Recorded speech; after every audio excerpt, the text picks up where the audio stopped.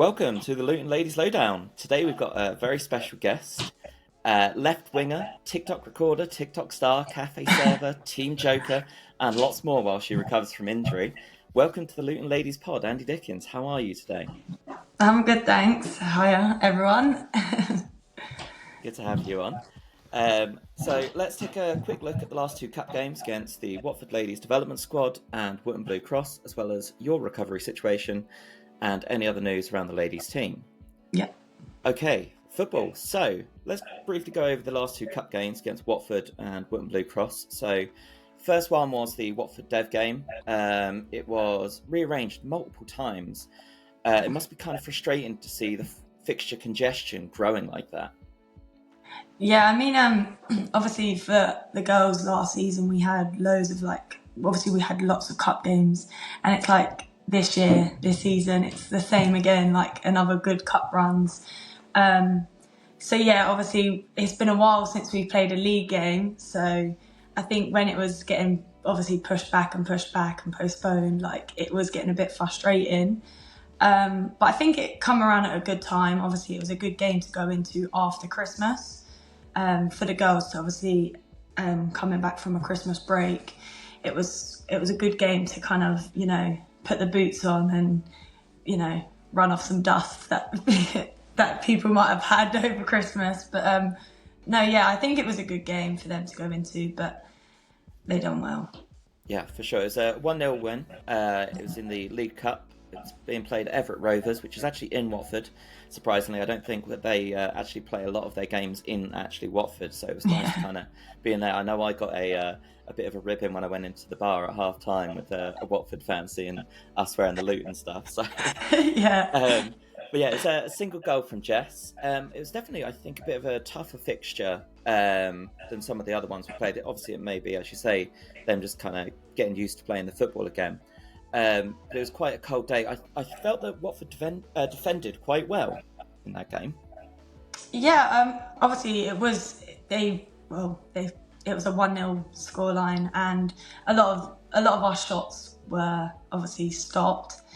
And for our team, we're quite an attacking team this season. Like, we have a lot of players that are very going forward for goal.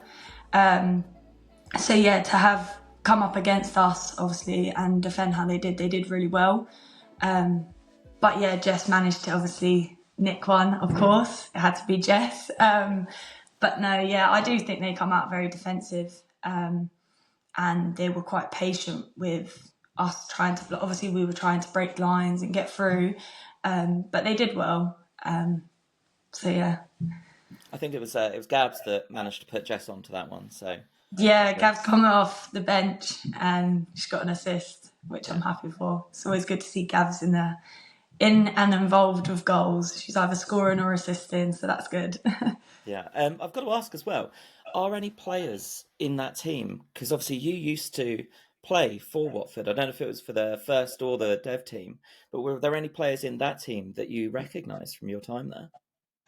So I didn't play for Watford Development. I played for obviously Watford Ladies Okay. FC. It's different clubs. Obviously, yeah. When I was at Watford, obviously we trained at the men's ground and stuff like that. But obviously that's a bit of a like a talk to go from Watford to then come and play for Luton. Sure. But then obviously being at Watford as well and living in Luton, yeah, I had a lot of people telling me like, just play for Luton, come to Luton. So I think I made the right choice now.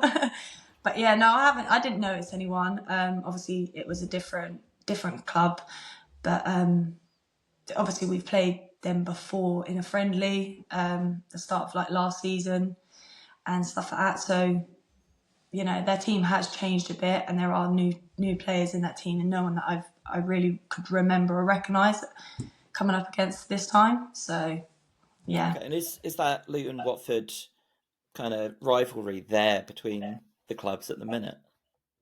Obviously with Watford Development, I don't think so. Not really, but I think it's just like leading on from the men's. Like naturally, obviously, the Luton Watford is always a rival, isn't it? It's always a good game to watch. But yeah, so I think obviously naturally it just as a women's side, we just kind of adopted that whole atmosphere. Cool. So the next game is actually against Real Bedford Reserves. So is there going to be a bit of a point to prove after obviously last season?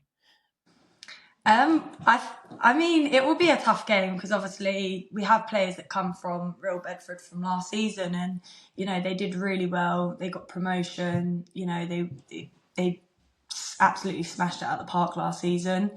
And then obviously we've now had some players come from there and are now signed with us.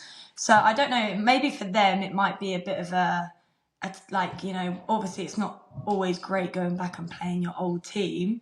But I guess it's something that happens in football. You just have to kind of take it as another game, another day kind of situation, just get on with it. But I think the girls will just go out and they'll just focus on the game instead of what's happened in the past or like the past games we've had with them.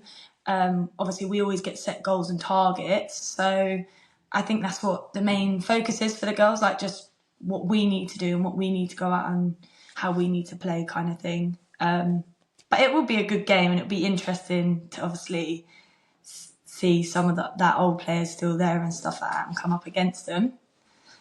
And I don't think it's going to be the potential only time that the Luton ladies might face a Real Bedford team. The County Cup, they're into the semi-finals now after the win against Wootton Blue Cross, and what was it, the quarters? Yeah, no, through to semis.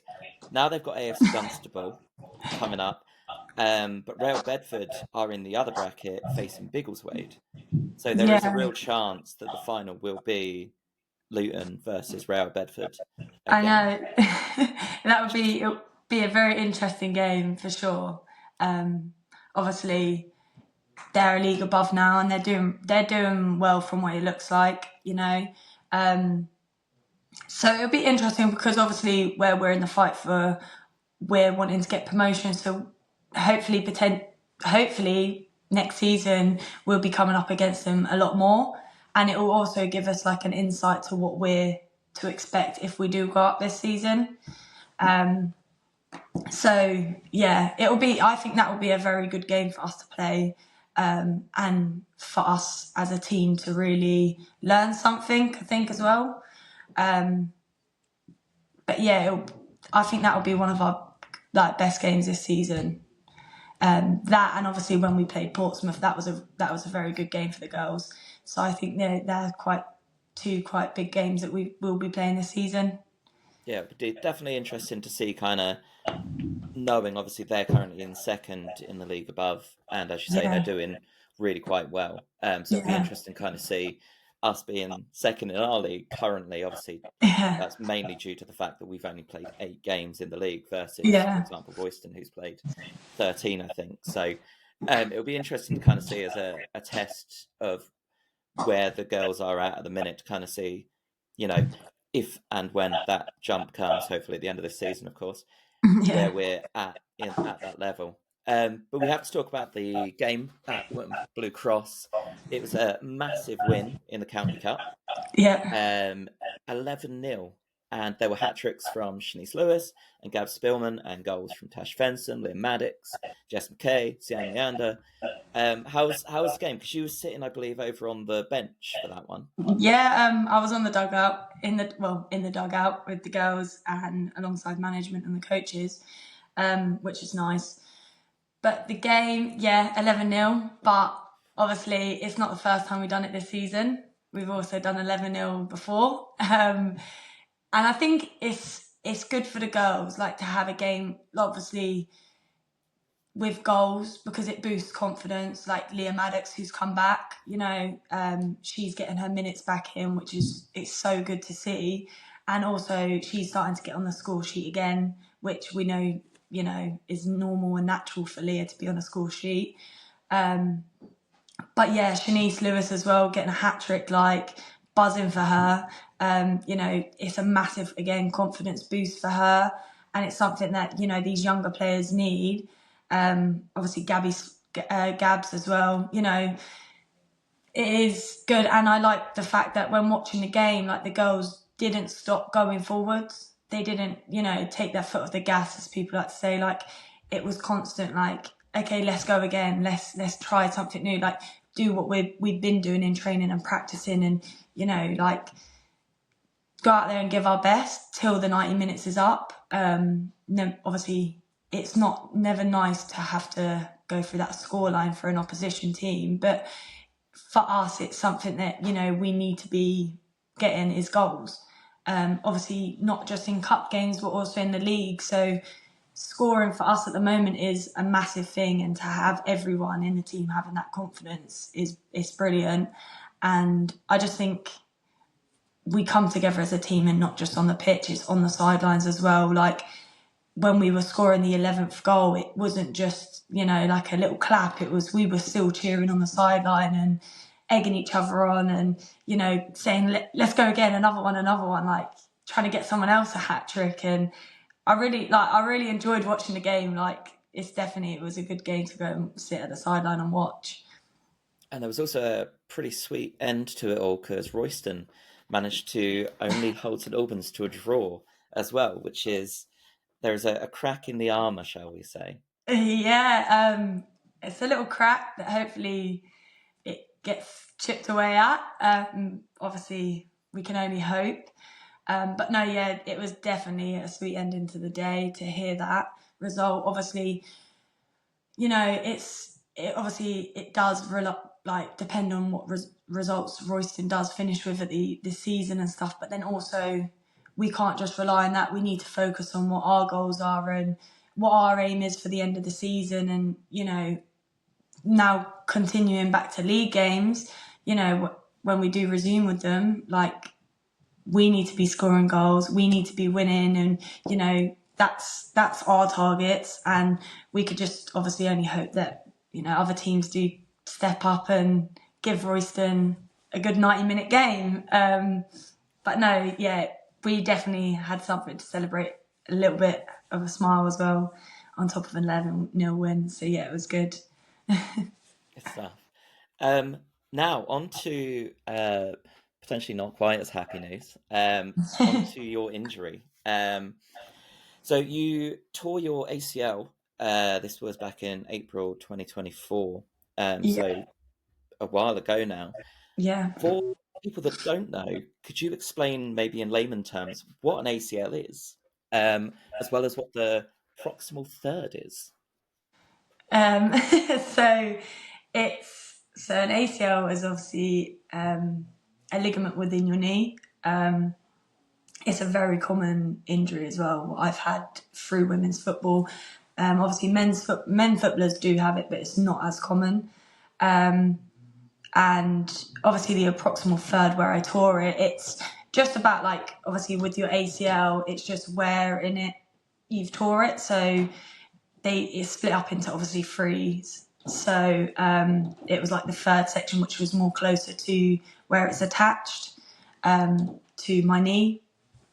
It was more torn there instead of like central of the ligament. It's hard to explain. Like obviously, when I got shown it all, it was all new to me. It's something that like I've learning still now a lot about on what can cause the injuries, and better to prevent them, and stuff like that. So it is hard to explain, but I've had diagrams from my consultant to show me and explain and stuff.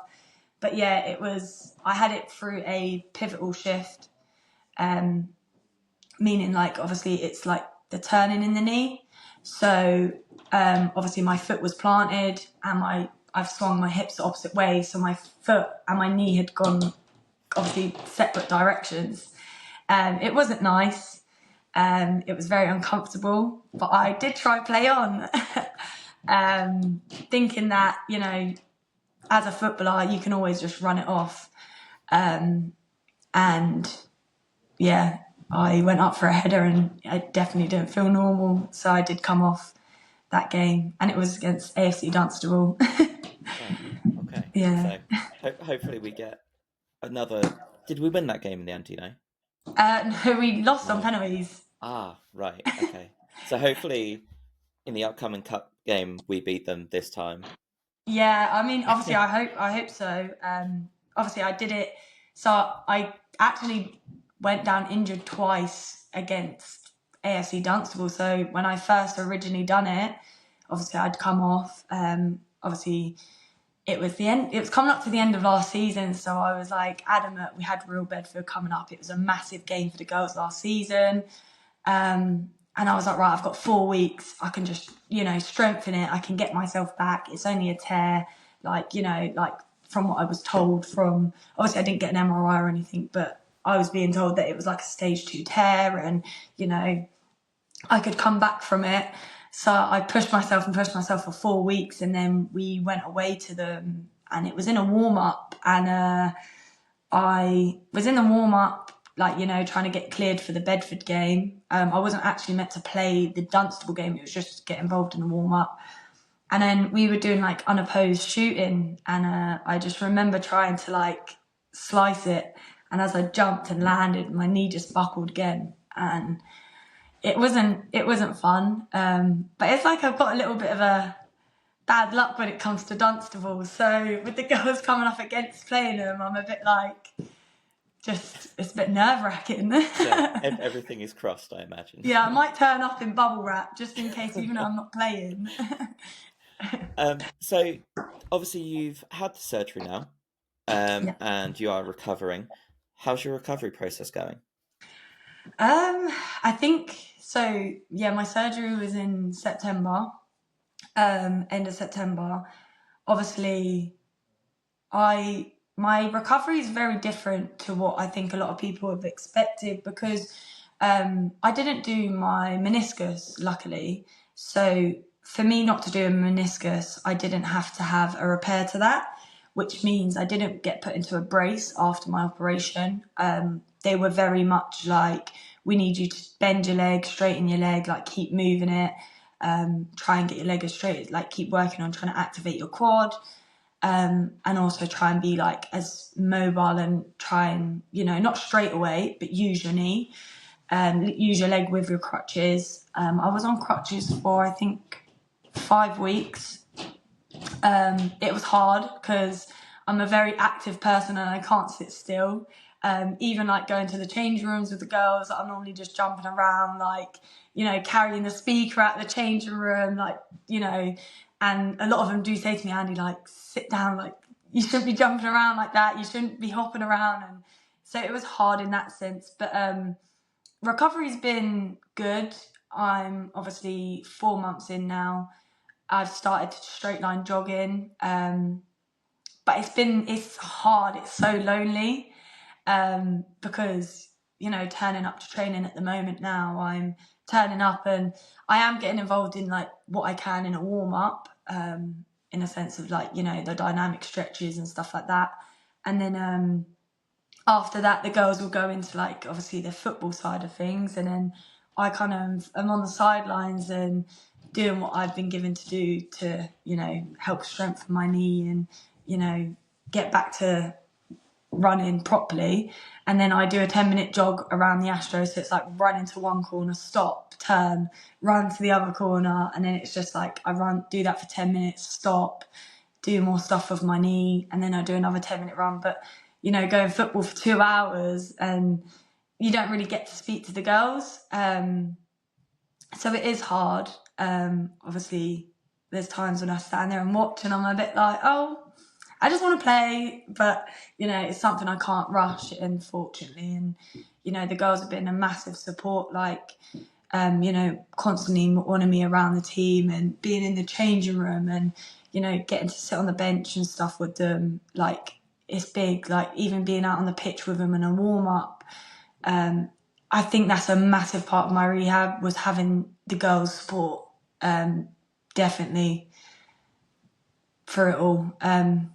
It's such a hard journey, and it's one of them things having seen girls go through it or going through the rehab. I just want teams to know, we can turn up with a smile on our face and it'll be all great, but it's the feeling still involved that's a massive part to the rehab, for sure. Definitely.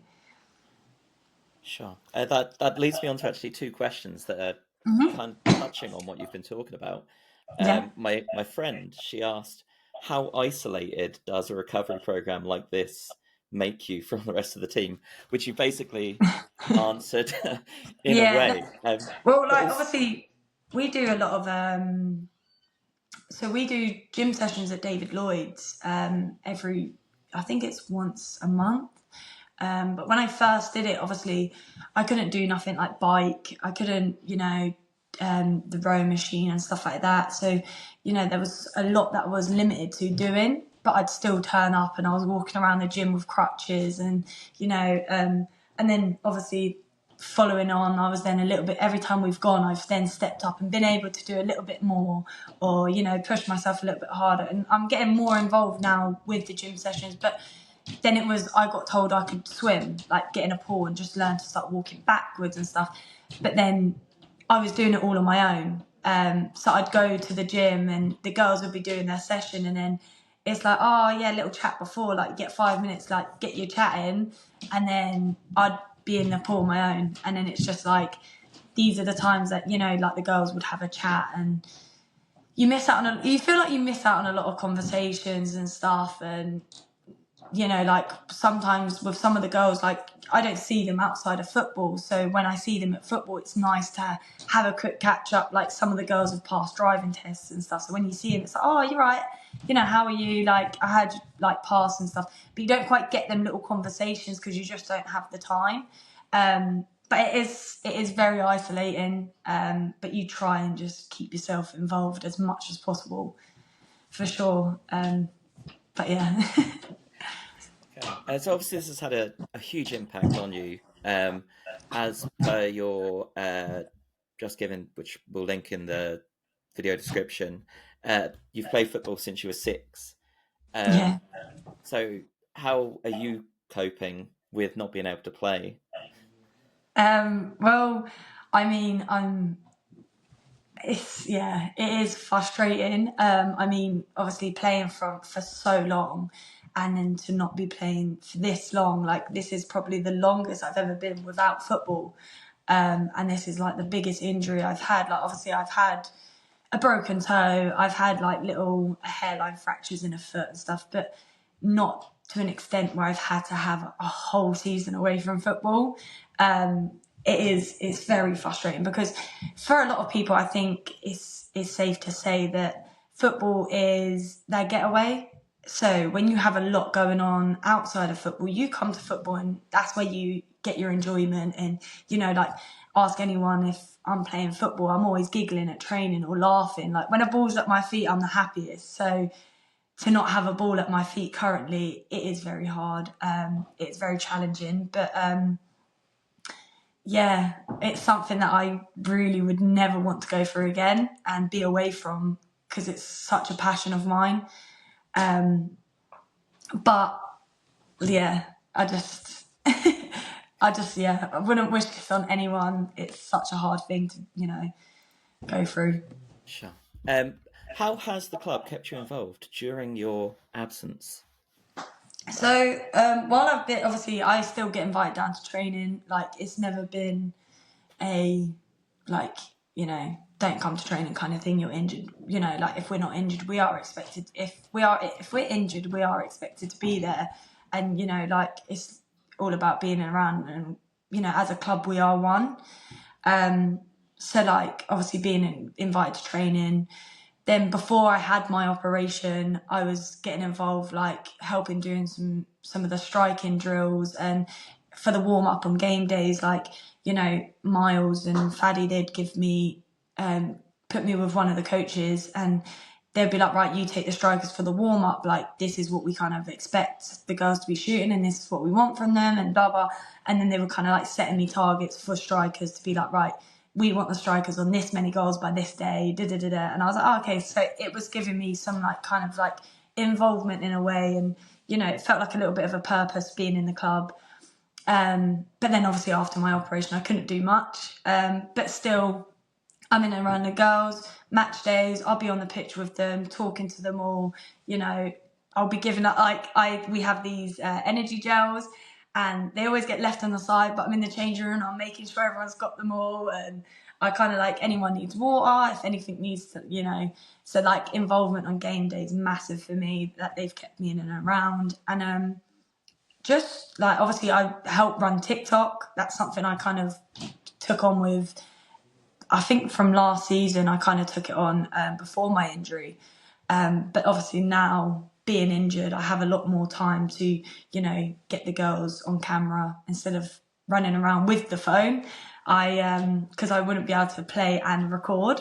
So I'm getting more footage of stuff with the girls and working with them and working alongside, obviously, Ellie helping out. But yeah, so there's that. And then even like with away games, being invited and being put on the bus is like a massive thing as well. Because I think that's like a massive part of bonding for a team. Is just the away days. Everyone loves an away day, right? Definitely. Well, it's always been good to see you either at the cafe. I think I've seen you serving at the cafe at Barnet Yeah. as well. But it's always good to see you at the games, for sure, definitely. Do you know, is there an estimated timeline on when you'll be able to play again? Do you think it'll be this season or next season?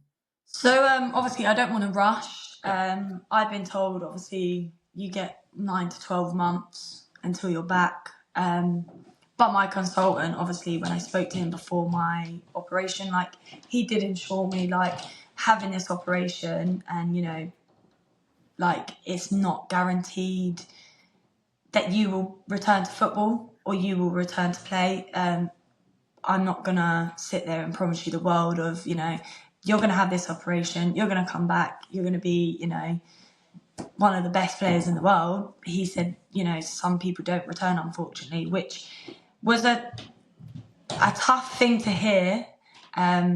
Obviously, I took it well. So my aim is just to do things correctly, build my strength and my muscle, and hopefully return by next season. I want to be able to like train and stuff fully and start getting into contact around pre-season. I have set myself for like around November, December times to be back fully in games and football and stuff. But that's kind of giving myself an extra couple of months over the year, because I don't want to set myself for the year and then when the year comes and I haven't quite reached that target of being back fully and letting myself down. Obviously, it's all about trying to feel like you're making progress and you're doing the steps at the right time. So definitely aiming for next season, September. Well, I wish you a very speedy recovery and I hope it goes incredibly well. So, yeah. Yeah. Cool. Now, hopefully, on to more fun stuff. Yeah. What would you say is your favourite Luton Town ladies' memory? My favourite memory would be definitely the Brighton game. Um, it's like it's a bittersweet kind of memory, because we played them and obviously it's a huge thing for the club to have got that far and play a team like themselves. I've played Brighton and Hove before years ago, being at Watford. But I was kind of at the Watford, obviously under 23s at the time. So we went away to Brighton and Hove quite a lot. And we've played them and they were always a tough side to play. And then to come up against them now, being in tier 5 football and then having them as WSL players, some of them you watch on TV and it's just like, you're now coming up against them. It was crazy. It was a amazing experience. But then, then to have the one opportunity that I had that day, and then I absolutely just scuffed it and just went wide. It was just like, if I just sit there and I always say to myself, if I just calm down a bit and I just slowed down and realised I had time, then, but it was just the atmosphere. There were so many people and then it was just like the build up, the pressure and you're running. And I was like, oh my God, I'm nearly at the goal. What do I do? What do I do? And then you kind of just panicking, just hoofed it. Well, I just hoofed it and I was like, oh. But that's obviously my highlight to my game. But no, that's probably my best memory to have with the girls. And, it's a massive thing to have shared with some of the girls. For sure. If you do want to catch the footage, the YouTube video is actually up. And The guy that I go on away days with, he watched it and he said you were incredible in that game. So Thank you. yeah. Um, Next question: how did you get into football? Obviously, we've already said that you started when you were 6. How did you get into football? Who have you played with? How did you end up at the Luton Ladies? So I played football when I was younger with obviously my brother, and my cousins and stuff. Like, we literally used to play on the field behind our house, and that's all we did is football, football, football. And then I'm actually right-handed and left-footed, but with my brother, he's left-handed, left-footed. So when I used to play with him, he was always left-footed, left-footed, and I naturally just always copied him. So people thought we were like twins because we did everything the same. So I think that's where I learnt my football, was watching him. But you'd never believe it now, because he's definitely got, like, he cannot kick a ball to save his life. Like, he's not the footballer type. But yeah, I think football was like a mad thing for us as kids, and that's how I got into it. And then one of our family friends, she always used to say to me, like, join a club. And she found an all-girls team in Crawley Green, up near Stopsley. It's a very good setup. So I played for them for years. I signed with them, and I think it was my first game. I think we played against Flick, and my manager at the time, Vic, he put me on, and I scored 5 goals. He started me, he put me on, I scored 5 goals, and then he took me off, and he was like, I kind of need to give the other girls a chance. But it was like we were having centre kick, and I just remember from centre kick it'd get past me, and I was just running straight to the goal and scoring. And it was just like, everyone just said it was literally like something you see in a movie. Like, it was brilliant. But yeah, I definitely had enjoyment there. And then I was there for a very long time. And then I did try and go to Luton when I was younger. I was put on a 6 weeks program, and then obviously, unfortunately, I was not taken on by them. I think because the club was going through a lot of change at the time. I can't quite remember, but so then that, obviously, my little Luton dream then kind of fizzled out, unfortunately. And then I went from there on to county, was back at Crawley, and then I played for the county Bedfordshire FA for a little while. And then from that, it opened up a lot of doors for me to, with football. And that's when I signed at Centre of Excellence for Milton Keynes, MK Dons. That was brilliant. I loved every moment of being there. From the Centre of Excellence, I went on to playing for the first team, which that was a big experience for me. There was a lot of players that I looked up to. There was our captain at the time, and she was one of them players that I watched, and it was, for someone that's so young, it's always good to have a role model within your team. And she was so good with her feet and everything, and it was good to watch and learn. And I used to come on as like a super sub, but then my manager at the time, he then left the club to go to Watford, which is how the door opened for me at Watford, which was very good. I was 17 at the time, and he kind of just said, look, like, you're still young, it'll be good for you to have this experience now, while it's here and while the offer's there. Come down and train, and hopefully we'll see what they think, and you can maybe get into the team. So I did. Obviously I didn't make first team, but I was obviously still young. So I was around the reserves and stuff. So I played for them. I was with them until I was about 23. So that was a good block of my football career. And I went to away games against Liverpool. That was a massive experience. Hope Powell was in the dugout. So for the older footballers, you'd know who she is. But yeah, she was in the dugout, and as a young footballer, growing up and watching you Kelly Smiths and stuff like that, and then seeing Hope Powell there, you're like, whoa, is this real? You managed the idols that I used to watch when I was younger. But yeah, so that was massive for me. And then from Watford, I kind of just went on to like obviously your QPR, Harlow, Hounslow. I was at Stevenage for a little while, obviously with Faddy at Stevenage. And then we've now rekindled back at Luton. But yeah, I then ended up coming to Luton. It was just like a no-brainer, really. Like, obviously, with the travel and being close to home and with getting older, I just thought it's time to, maybe stay a bit more local. And I went to training and I absolutely loved it. And the girls have just been welcoming since. And, after having a few teams that I've gone to and from and, collected a few shirts, the girls have kind of said, right, this is it. You're staying with us now. But I haven't got any intentions of leaving anytime soon. The girls are great. The club's great. And I think I'm settling for my hometown finally. Sounds like a match made in heaven. Yeah. Definitely. So, do you have, obviously back when you did play, did you have any pre-match rituals? Are you superstitious about games? I'm not superstitious about games, I don't think. I mean, obviously everyone that knows me in the team, they'll try and say like, a Red Bull is my thing, as bad as it sounds. And, Red Bulls are not the one for like anyone. Like, it's probably the worst thing you could drink. But I always turn up with a can of Red Bull. And everyone's like, you don't need that. Like, you're hyper enough. You don't need it. I'm sure you don't need that extra energy. But yeah, I don't want to say that is my ritual, but I think it kind of is because I've never turned up to a game without a Red Bull. So yeah. Okay.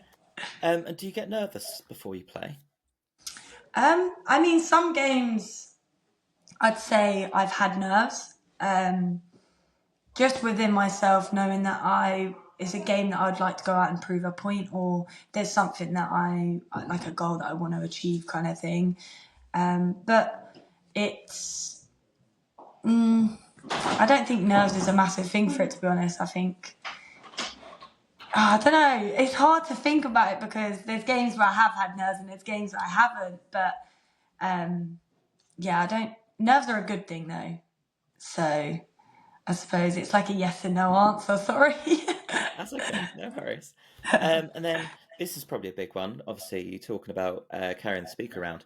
Is there a song or a playlist that gets you hyped for the game, or gets the girls hyped for the game? Well, we obviously, there's me and Jess. Well, because I'm obviously not really much in the change room, but Jess is now DJ. But we've made like a Spotify playlist. So we've give all the girls kind of like a chance to, add their songs in and stuff, to kind of everyone, because some people have different, obviously, songs that will get them hyped. Some like, a bit of drum and bass, like Stormzy Backbone, and others like, a little bit of old school R&B, or, everyone has a different taste. So we try and like help everyone to get hyped up in the change room themselves. But I think a massive song for me at football, would be Rich Flex, only because I wear 21, and obviously it says about 21, can you do something for me? So everyone, like, that's for football, that would probably be my song that everyone like puts kind of with me. But I just like anything upbeat, ready to kind of go. I can't have anything slow. Just a bit of hype music then. Yeah. Cool. Okay, and then 5 quickfire questions for you. Okay. Gin or wine? Sorry, what? Gin or wine? Wine. Disco or karaoke? Karaoke. What would your song be? My song would be Riptide. Okay. Pasta or pizza? Pasta. And what's your order? My pasta order? Yeah. Pasta order would be like tuna with like mixed veg and maybe like a Thousand Island sauce with it. Sure. Xbox or PlayStation? PlayStation. And a cross that hits the sweet spot that leads to a goal, or scoring a goal yourself? Scoring a goal myself. Okay. It's always good to score a goal, I suppose, though, right? Yeah, but definitely. I play a team sport, so yeah. A bit of both. Cool. So, on to any other news that's happened around the Luton ladies. The ladies have signed Erin Price. I believe she's joined from Real Bedford. Yep. So yeah, she's come in as a defender. She's played 2 games so far.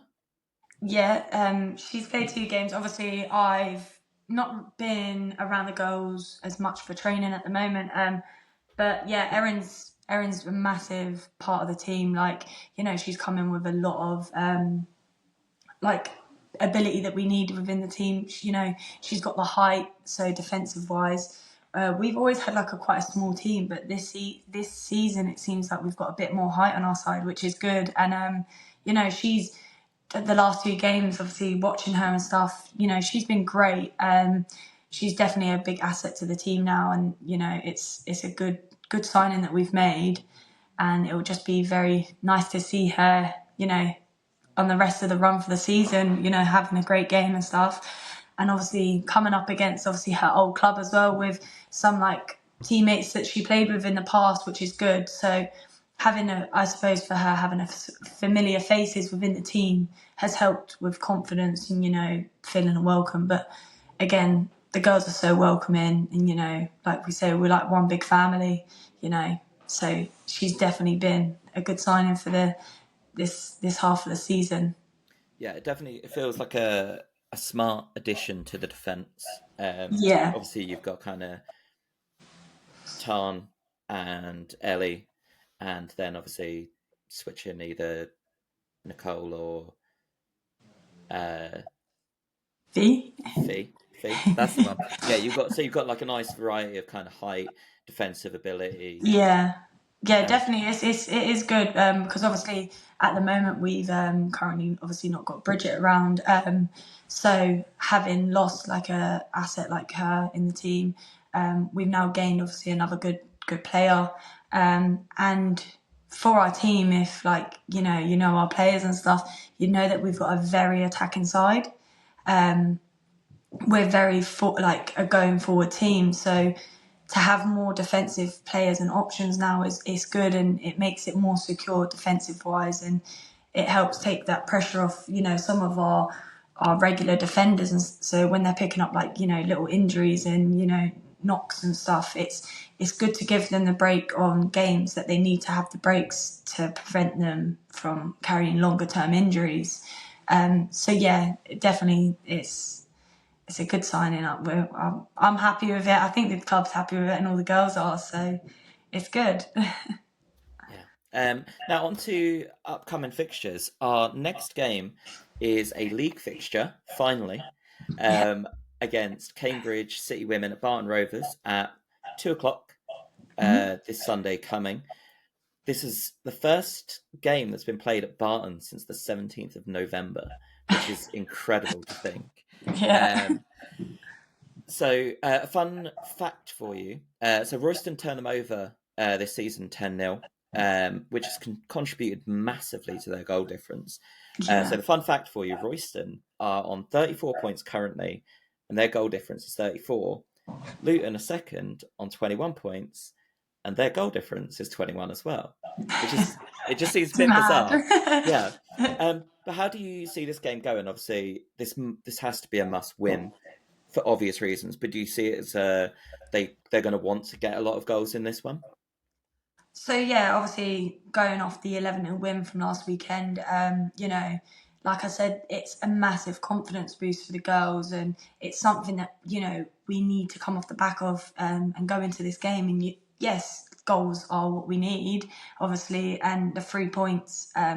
So I'm hoping that having players like Shanice and stuff and Gabs who coming away from last weekend with a hat trick, they have that hunger still for going in this weekend and wanting to have the confidence to shoot. And like obviously Amber Leighton, she's on fire. She's been scoring goals, so again her coming into that game and wanting to get back on the score sheets and scoring goals. Obviously Jess McKay, it's a no-brainer with her on the score sheet, but I do hope that the girls go out and they turn up and have the same mentality as what they did last weekend, and focus on the win, of course. But then once we get past the first 2 goals, that's it, they all start flowing. But we sometimes don't like to start with loads of goals straight away. We kind of take our time to get, to get into the scoring motion. But I do think this weekend will be another good scoreline for sure. And it's always a good game for us at Barton. It's a great place to come and watch, and obviously for our home ground, like I don't think we enjoy playing anywhere else other than home, of course. But yeah, I do think the scoreline will be hopefully another good scoreline, and maybe we can make it the third time this season of a 11-0 win. I very much hope so. Also, you can't forget Tash Fensom, who is, I believe, the current top goal scorer at Luton Town Ladies. Yeah, so that would be good. Another arrow in the quiver. Yeah, so. Obviously Tash was a brilliant player, and her being in the club and stuff, she's now obviously picking up her goals, and she's getting on the score sheet and battling for that top goal scorer position in the team. And without fails, Tash is a no-brainer for scoring goals. It's like she's got a magnet on her foot. Like her placement sometimes with the ball and into the net is just, it's incredible. Like it's watching some of her goals are definitely worth filming and watching, of course. And obviously, as we say, that is this weekend at Barton Rovers, 2:00 kickoff against Cambridge City Women. Please come along if you are available to come and watch the game. It'll be a lot of fun. So that is everything, Andie. Thank you obviously very much for coming on. Is there anything you'd like to add at the end? No, that's everything. Thanks. Okay. It's been a pleasure to be on here, and it's been great. Of course. Thank you very much for coming on. So a big thank you to Black Star and Carry On for making us sound great, and a shout out to the pod sponsor, the Record Shop in Amersham. They have vinyl, CDs, guitars and more, and if you mention the OK Football Show and you're nice, you will get a discount. If you like this content, please like and subscribe on YouTube. Thank you very much. Come on, you hatters.